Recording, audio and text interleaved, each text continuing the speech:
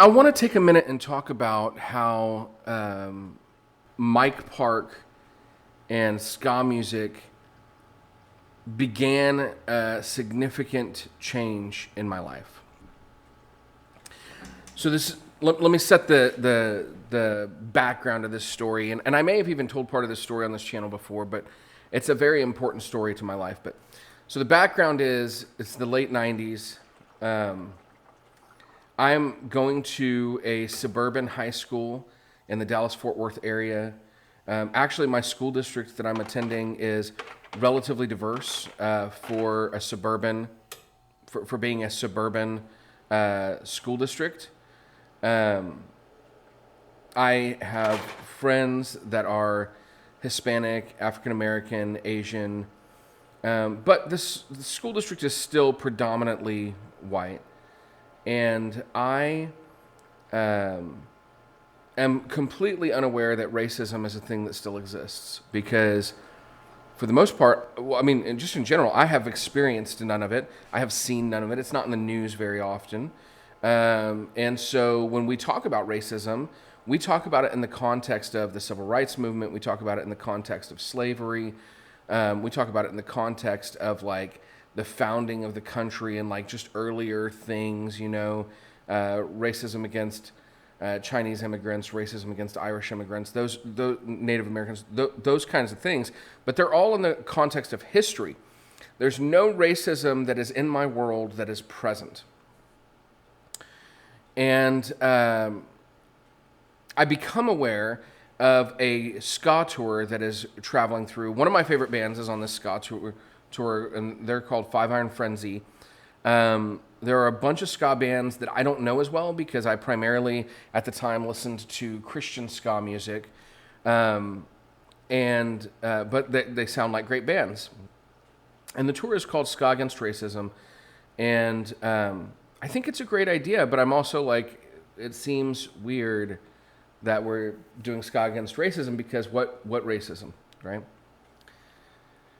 Right around that same time of that tour, I had heard about the tour already, but right around the same time of that tour, I find out that I live in Texas, right?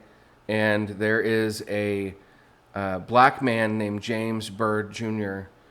who is chained to the back of a pickup truck and dragged to his death in Jasper, Texas, just a couple hours away. It's all over the news. It's in the news internationally.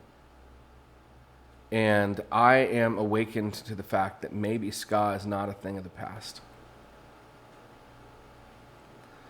The very beginning of my understanding that racism is present and needs to end is the result of a ska tour organized and put on by Mike Park. Now it's 20 years later.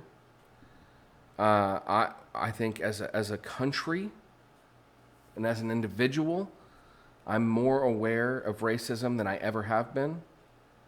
I have two beautiful black children, and I'm desperate to make a better world for them so that they don't experience racism the way the people who have come before them have, or at all, really.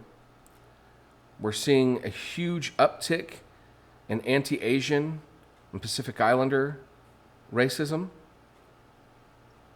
And Mike Park, who's fought against racism his whole life, is watching as a community he's a part of sees a 1,000% increase in violent crimes against them.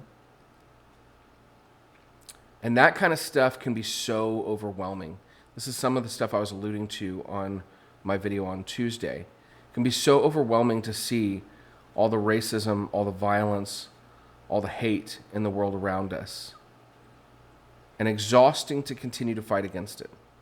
But Mike has continued to fight. The ska community has continued to fight. And that's the thing. It's the community aspect that I talked about on Tuesday. That's what I love about the ska community. It's what I love about Mike Park. It's what I love about the music that I love so much. It's not just an afterthought.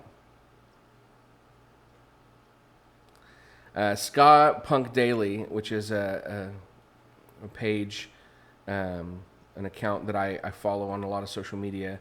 Really great place to find new ska. They put out a picture that said, "Ska is not dead, but racism should be." I think that's a great sentiment to end this video with.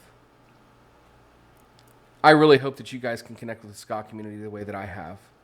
But more than anything, I hope that we can all work together as an international community to put an end to racism. And I want to thank Mike Park for being the person who lit that spark, lit that fuse in me 20 years ago.